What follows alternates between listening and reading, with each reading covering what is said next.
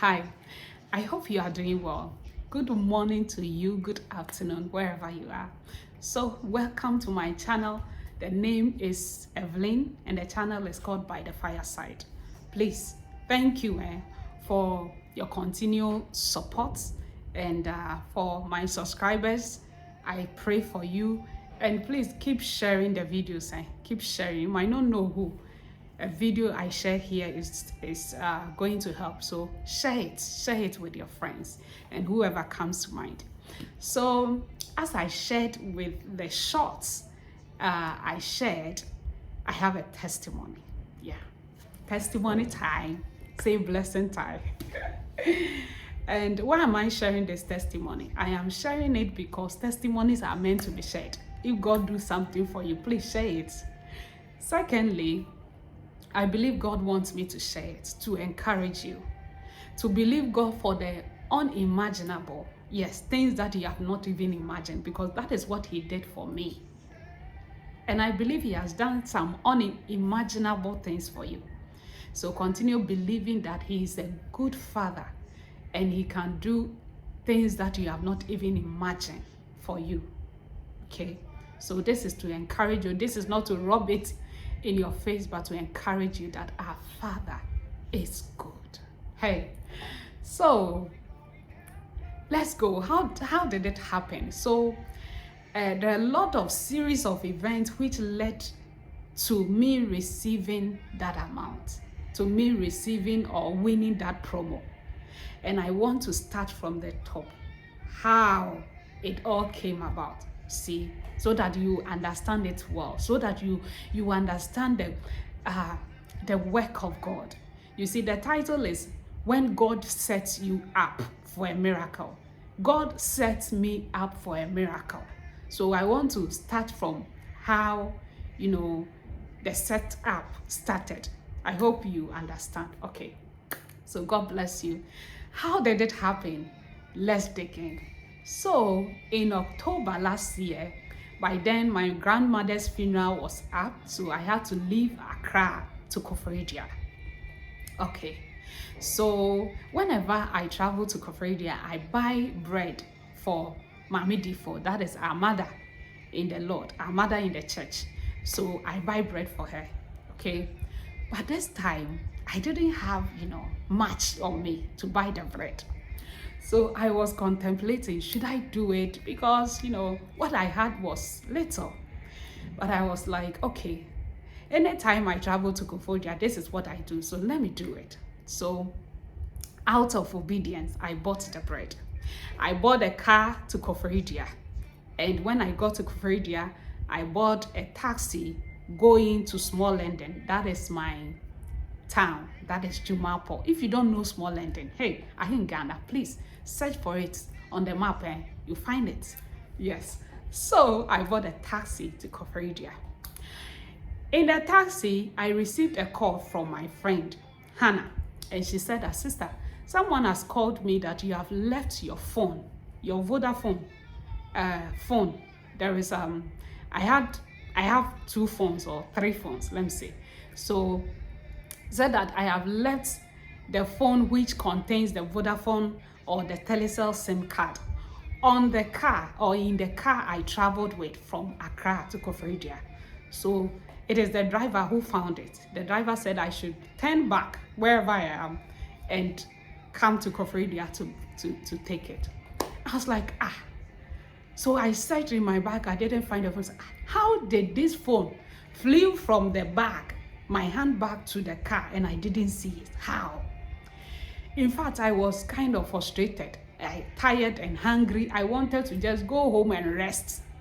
And it was about few minutes to my town, to Jumapo.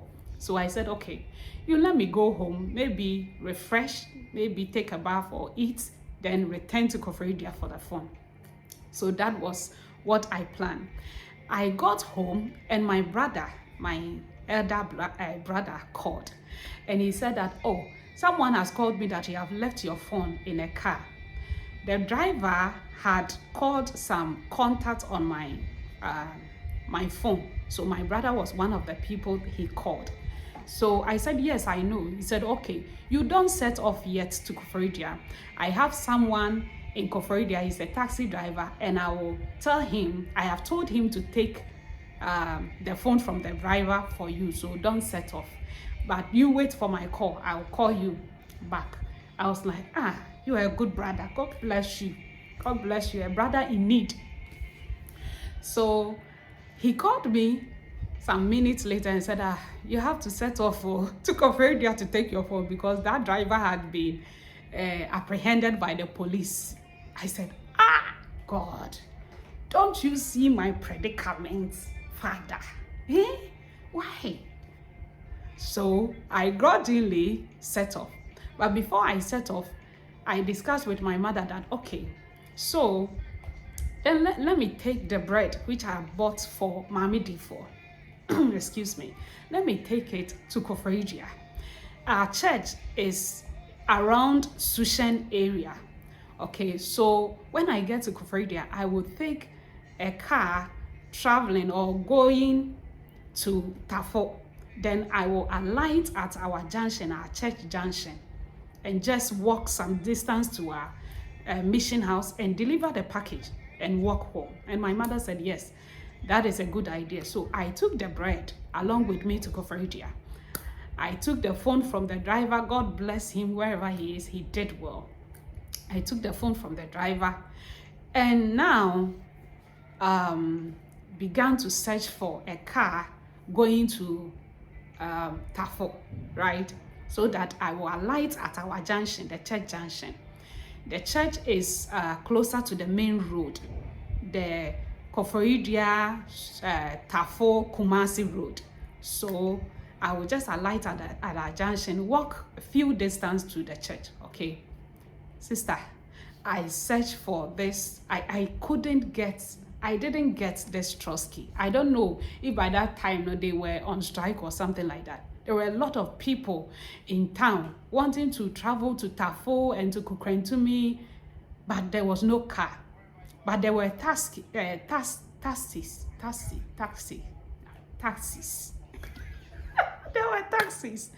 So, but the taxis, their station is in Sushen, you see. So that was the only option left for me. So I have to take the taxi to Sushen. But the problem is, or the challenge is, if this taxi, I will have to alight in Sushen and walk a great distance from Sushen to where the mission house is. So it was a bit of nuisance to me as compared to the van, which I would have to just alight by the roadside and walk a short distance. This time around, the taxi will take me to Sushen and I will walk it, you see. So it was like, God, why today? But I had no other options. I bought the taxi and traveled to Sushen. I got down from Sushen and walked about 30 minutes to where the church is, okay? I got there, delivered the package to her, then returned home. I was tired and kind of even angry. Okay, so the funeral was over. I returned to Koforidua. I returned to Accra. Okay, so as I said, I had to share this with you because this was a setup. How my phone even flew, I don't know how. It got out from the back to the trusty. I don't know how. And even not searching for a car to Sushen, I didn't get it. And I had to, it was all a setup by God. Okay, so we will get there. So now I am in Accra. In November last year, so I'm sharing whatever I shared now happened in October. So November, on the 12th of November, I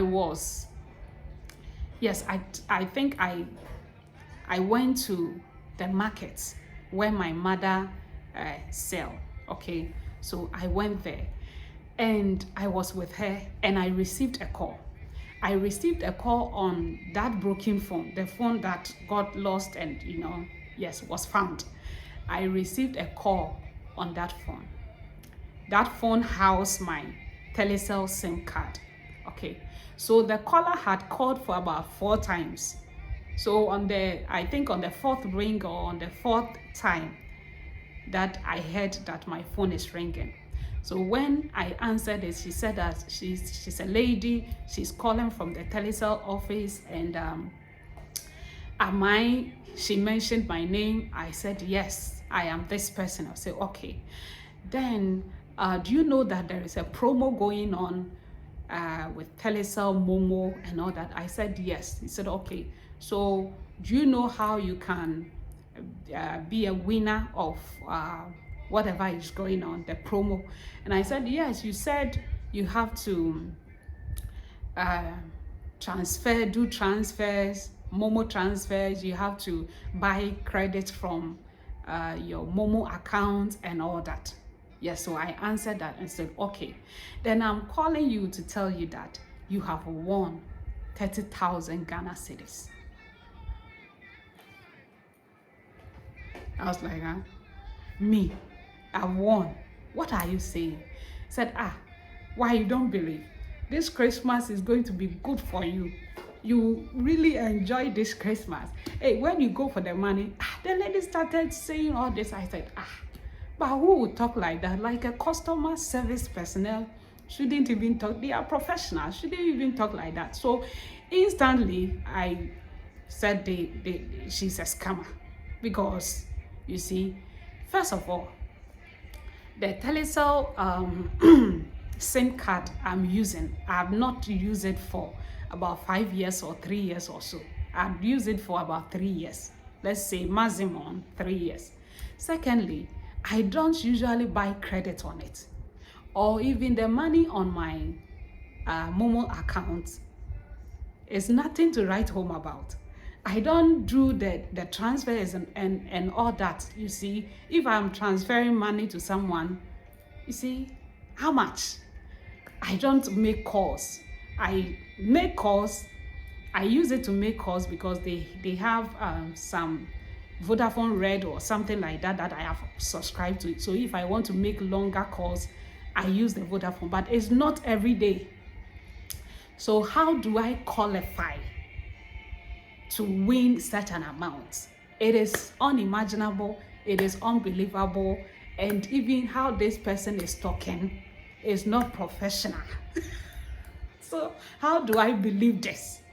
So outrightly, I told her that I have not done anything. And yes, they said you have to even subscribe in order to be in the promo, you have to send a short code to a certain number. I am telling you that I have not done that. And if I did it, then maybe it is in my dreams, because I have not even watched their adverts, paid attention to the advert that was ongoing about the promo. I have not paid attention to why should I even pay attention that, okay, they are doing a promo and maybe if I will. No. Why should I do that? It wasn't part of my agenda. So, okay. So I outrightly told her that, no, I know this is a scam. I don't believe this. He said that, madam, believe it. Believe it. You have really, truly won. And so I told her, okay, what do I need to do in order to get the money? Because I wanted to catch her with, you see, I wanted to know their intention. He said that you don't have to do anything. You just have to bring your Ghana card to wherever we'll call you to come for the presentation. I said, just Ghana card. He said, yes. So he said, so madam, be closer to your phone. My team will call you again and schedule a day that you come for, we'll do the presentations and all that. It's okay. So when I got off the phone, my mother was like, what is going on? I explained to my mother, and my scammers. I said, I know they are scammers. And in my mind, I was like, but how can this lady do this? Why? I am a woman like you. Why should you call me and tell me this? So now, Vodafone or Telecel, they have, people have hacked into their system and they are doing this, because we know of other networks that, you see, the scamming is rampant. But Telecel, I have not received anything like that.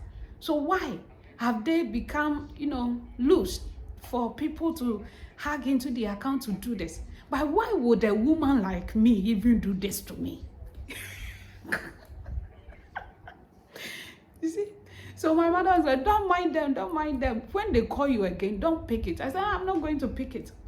These people, fam. Then my mother said, hey, but if this is true, dear, then it's going to be, he said, no, this cannot be true. This cannot be true. So my mother said, if it is true, then you have to, you have to give me 10,000 Ghana cedis so that we will do. We say, woman. That is how my mother is. So before the money comes into her hand, she has already budgeted for what she's going to use the money to do. Woman, take that out of your mind. This is not going to happen. This is a scam. So I left her and I bought a trusty coming to where I am. In the car, I received a call from a man, said that, yes, I am one of the team from Telecel, and I called to tell you that, yes, indeed, you have won the amount, and we want to know where you are, and when you want us to do the presentation. I was like, so this is serious? Said, yes, madam, why, you don't believe? Where are you now? And I said, right now I am in Accra. So, you are in Accra, but our system picked you in Koforidua, Sushen precisely. I said, your system. So when he mentioned system, I was like, system. These people, are they truly from Vodafone or from Telecel? So he said, let me call you back. So I received another call from the lady who called me to tell me of, yes. She called again and said, madam, you said you are in Accra. I said, yes. I said, but our system picked you from the eastern region, precisely Sushen. So, and I said, okay, I stay in Koforidua, but I am in Accra for something. I said, okay. And I traveled to Koforidua just some days ago. I said, okay, then we will call you back. So the man called me again and said, okay, so I want us to meet. When do you want us to do the presentation? You will give us a date and we will organize a fanfare in your honor so that you come for the money. I said, so this is serious? He said, yes, it's serious. So the man tried everything to convince me. Even he connected someone on the call for the person to talk to me. I was like, these people are doing too much. Why are they trying to convince me that I have won money? Ghana, in this state, why do you convince someone that he has won money? Like, come on. So it all added to my unbelief that this is a scam. But me, how much do I have in my Momo account that these people are so versed in taking that amount, or come on, this cannot be true. The man said, if you go, when you go home, call me on this line. I want to talk to you more so that I can, explain to you, or so that I can convince you that it's true. I said, okay. But I knew that I wasn't going to call him, and I didn't do that. I came home, I did my investigation. I called Telecel, their office line. I called for about 5 times. They said that they have technical issues, and I said, yes, I knew it. That's why these people have hacked into the account and they are doing all that they are doing. Yes, I knew it. They have technical challenges. So I went online to their official website to check if the numbers that called me, is they are official numbers. When I checked, I didn't find any official number. You see, the numbers that called me, I didn't find it on their website. So I knew it also added to my own belief. I knew, these people. So I slept that day, knowing that the fanfare, I had given them 13th. You see, all this happened on the 12th of November. And I told them that, the fanfare, they should hold it on the 13th of November at 12 p.m. I will be there. I slept that day knowing that Ata, Ajwa, Abuajewa, Evelyn, plus senior, I am not going. Why? I don't even know if these people are. You see, I am not going to that fanfare. And there is no fanfare. I'm not going. So that was my mind. I slept, and in the morning, this man, the person who said that he is the one who is going to present the award to me, he called again. Okay, so let's end here. Yeah, I told you that this is a long video. I will do a part 2 and even a part 3, you see, and yes, later on. But I hope this will encourage you. I hope you are enjoying it. So join me, yes, another time. God bless you. Bye bye.